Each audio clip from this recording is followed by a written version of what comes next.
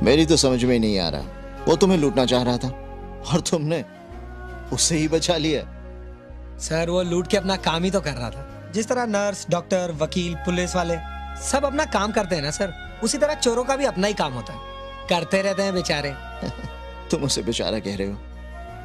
उसने तुम पर चाकू से वार किया था, तुम्हारी जान लेने की कोशिश की थी। अगर वो चाकू तुम्हारे हाथ की जगह पेट में लग जाता तो? सर पेट में कैसे लग जाता, ऊपर वाले की मर्जी ही नहीं थी। अब देखिए ना सर, अगर मेरे पेट पे लग जाता तो मैं मर जाता, और अगर मैं मर जाता तो वो ट्रक के नीचे आके मर जाता। वो क्या है ना, हम दोनों का दाना पानी इस दुनिया में बाकी है सर।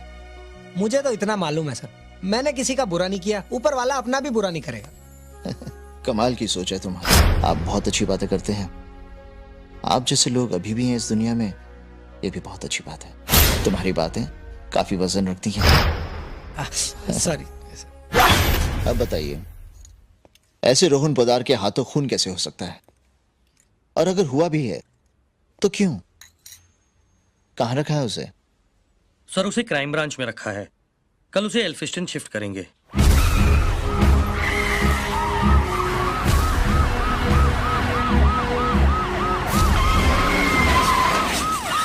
अरे मरने का है क्या? मरने का है, तेरे को मरने का है क्या? चल, अरे अरे, रास्ता खाली कर। अरे क्या झगड़ा कर रहे हो, हटो पीछे। है कैसा पीछे लगा इतना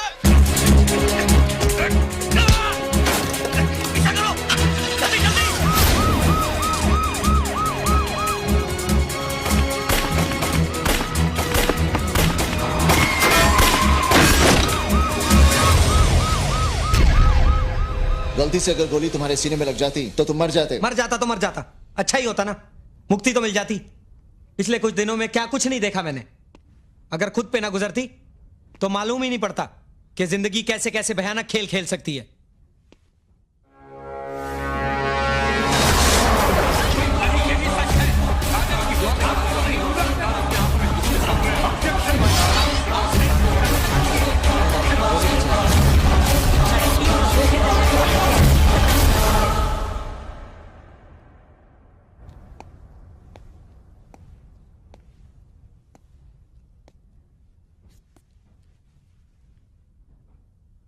रोहन,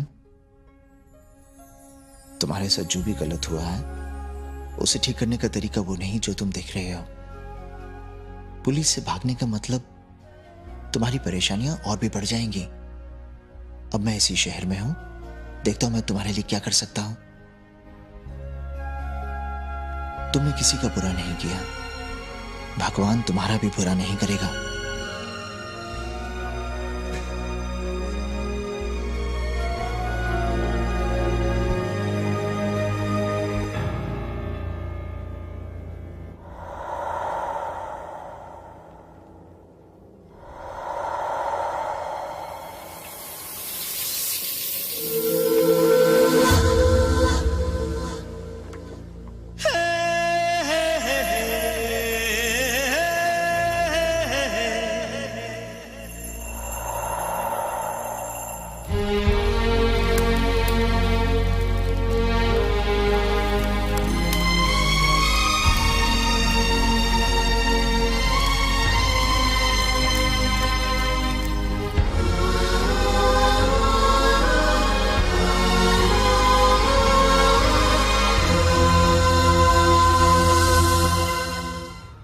क्या रे, क्या कर रहा था इधर? क्या कर रहा था इधर? सिगरेट सिगरेट पी रहा? बोल, सिगरेट पी रहा? साला दारू पी के यार लड़कियां छेड़ता है। तूने हाथ पैर तोड़ डालूंगा साले। रोज रोज का तमाशा बना रखा है यहाँ पे। क्या कर रहा था यहाँ पे? बोल। छोड़ो इसे। सर ये सड़क पे दारू पी के लड़कियां छेड़ रहा था। मगर इस तरह से सड़क पर पीटने का क्या मतलब है? हवलदार, जी साहब। ले जाओ इसे। चले। सर ऐसे लोगों को तो सचदेव, आइंदा सड़क पर ऐसा तमाशा मत करना। वैसे भी हमारी इमेज इतनी खराब है। तुम्हें अपनी ड्यूटी। सर अपनी ड्यूटी ही तो नहीं समझ पा रहा हूं मैं। यहाँ क्या करना है क्या नहीं करना इस पर अपना कोई बस ही नहीं। यहाँ कभी भी कोई भी ऑर्डर पकड़ा दिया जाता है। एक एक्सटॉर्शन केस पर मैं काम कर रहा था, अचानक मुझसे फाइल ले ली गई और मुझे कहीं और भेज दिया गया। सर अभी पिछले दिनों मुझे रोहन पोद्दार केस में लगाया गया था। वहां मुझे कुछ चीजें गलत लगी, मैंने रिएक्ट किया। नतीजा चड्ढा साहब ने उठा के मेरा ट्रांसफर कर दिया। आजकल महापौर के बंगले के बाहर दरबान की तरह खड़ा हूं। सुबह शाम लोगों को सलाम करने का काम है मेरा। एंटी क्राइम सेल में मैं अच्छा परफॉर्म कर सकता हूं सर। तुम्हारी प्रॉब्लम मैं समझ सकता हूं। करियर में अक्सर ऐसे मोड़ आते हैं। अब तुम मेरे साथ काम करोगे? कमिश्नर साहब से मैं बात कर लूंगा। Thank you sir. सर, जैसा आपने कहा था, मैंने लॉयर से बात करके मिस्टर मल्होत्रा की जुडिशियल कस्टडी को 7 दिनों के लिए बढ़वा लिया है। ये ऑर्डर्स हैं। रोहन पोदार को मैं अच्छी तरह से जानता हूं। उससे मिलने और उसके केस के बारे में जानने के बाद कुछ सवाल दिखाई दिए मुझे। एक तो जब रोहन ने अदालत में बताया कि गवाह लड़की को मारना चाहते थे, तो चड्डा और अदालत ने इस बात को अहमियत क्यों नहीं दी? दूसरा, रोहन लड़की को मारना नहीं बचाना चाह रहा था, तो इस बात को सच क्यों नहीं माना गया? और एक खास बात, रोहन पोदार का केस 2 ही तारीखों में सिमट गया और उसे सजा भी हो गई, जबकि रोहन इस शहर के सबसे बड़े बिजनेसमैन देव मालिया का खास दोस्त है। पैसे और चालाक वकीलों के दांवपेच से केस कई सालों तक चलता है, फिर रोहन पोदार के केस में इतनी जल्दबाजी क्यों? जरूर कोई गड़बड़ है। मैं इस केस को खोलना चाहता हूं और मैं ये चाहता हूं कि तुम इस केस के विटनेसेस के बारे में जानकारी लो, लेकिन किसी को छूना मत। Right sir.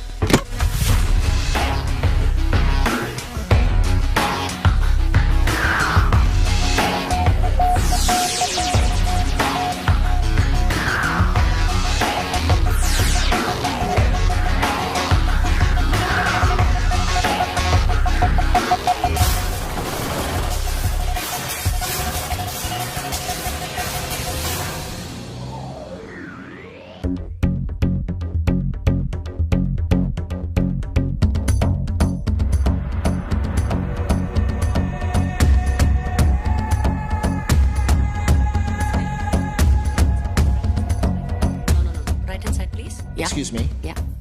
Mrs. Kiran Batra. Yes. मैं ACP Rajveer Scindia. Hello. Hello. Rohan Poddar के केस के बारे में आपसे कुछ बातचीत करनी थी। Oh, I see. Excuse me ma'am, ये पेंटिंग कहाँ प्लेस On करूं? that wall, Shalini. ओके। आप आराम से अपना काम कर लीजिए, मैं थोड़ी देर इंतजार कर लेता हूँ। That won't be necessary. Please come with me. आपकी शॉप वाकई बहुत खूबसूरत है। Thank you. ये क्या चीज है? ये फेंग शुई की चीज है। बहुत खूबसूरत है। इसका क्या इफेक्ट है? अगर आप कोई नया काम शुरू कर रहे हैं तो इसे अपने राइट जेब में रखिए। काम आसान भी हो जाएगा और रास्ते भी खुल जाएंगे। तब तो इसे मैं अपने पास ही रख लेता हूँ। आप इसका बिल बना दीजिए और हाँ, सांझ को भी बुला लीजिए, आप दोनों से ही बातचीत हो जाएगी। सांझ बेटा, जी, सांझ बेटा, ये हैं ACP Scindia, good hello. Afternoon. मेरी बेटी सांझ। आइए बैठिए।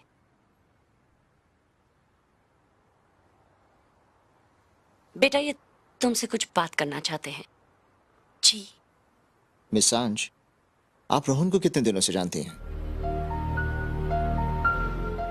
मिस्टर सिंधिया, प्लीज सांझ से आप रोहन की बात मत कीजिए। आपको जो कुछ पूछना है मुझसे पूछिए। देखिए, थोड़ी बहुत परेशानी तो उठानी पड़ेगी आप लोगों को। यहाँ किसी की जिंदगी का सवाल है।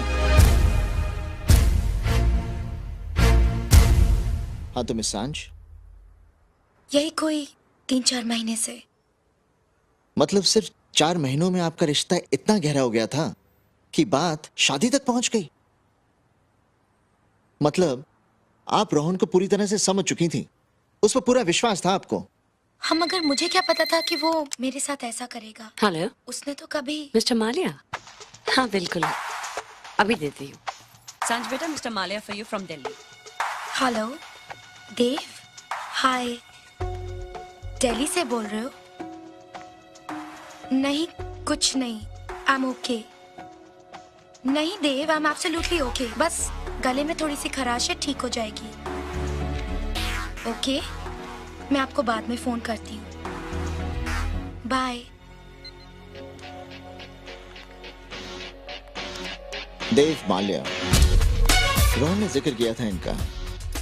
बहुत अच्छे दोस्त थे ये दोनों। आप रोहन के थ्रू ही इन्हें जानती हैं ना? मेरा मतलब है, रोहन ने मिलाया होगा आप लोगों को। मेरी बेटी मिस्टर मालिया के ड्रीम हाउस का इंटीरियर्स कर रही है। ओह, वो क्लाइंट है आपके? बहुत बड़ा कॉन्ट्रैक्ट मिल गया आपको। मिस्टर माल्या ने जरूर आपकी बेटी में कुछ टैलेंट देखा होगा। मिस्टर मालिया को मेरी शॉप बहुत पसंद आई थी और ये भी सांझ ने ही बनाई है। ओह यस, इस शॉप की तो मैं पहले ही तारीफ कर चुका हूँ। मिसेस बत्रा, आपने जो ये मुझे दिया है ना, इसने अपना काम करना शुरू कर दिया। मुझे इस केस में रास्ता दिखाई दे रहा है। Thank you. और हाँ, अगर जरूरत पड़ी तो मैं दोबारा आपको परेशान करूंगा। Okay, bye bye. सांच, इनसे मिलना या इनका फोन लेना अवॉइड करो। इनको जो कुछ भी बोलना है, बताना है, मैं बताऊंगी। मिस्टर माल्या, आपकी इतनी पुरानी दोस्ती है रोहन के साथ, आप उसके कैरेक्टर को अच्छी तरह से जानते हैं, फिर आपने कैसे मान लिया कि रोहन ऐसा कर सकता है?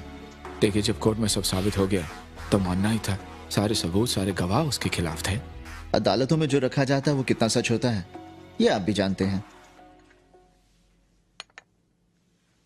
मैं इस केस के बारे में जितना जान पाया हूं, मुझे तो लगता है इसमें जरूर कोई गड़बड़ है। माना रोहन की गोली से लड़की मरी, लेकिन रोहन ने वो गोली लड़की पर नहीं बल्कि उस गुंडे पर चलाई थी जो उसे मारना चाहता था। फिर रोहन को ऐसी सजा क्यों? शायद आपने इसके बारे में नहीं सोचा।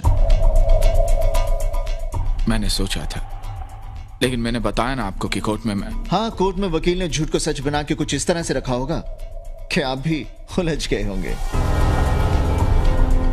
जाहिर है आप एक शरीफ और खानदानी आदमी हैं, आपका इन चीजों से क्या वास्ता। लेकिन आप फिक्र मत कीजिए, जो सच है वो सामने आएगा। गुड। मैं इस केस को वापस खोलने वाला हूं।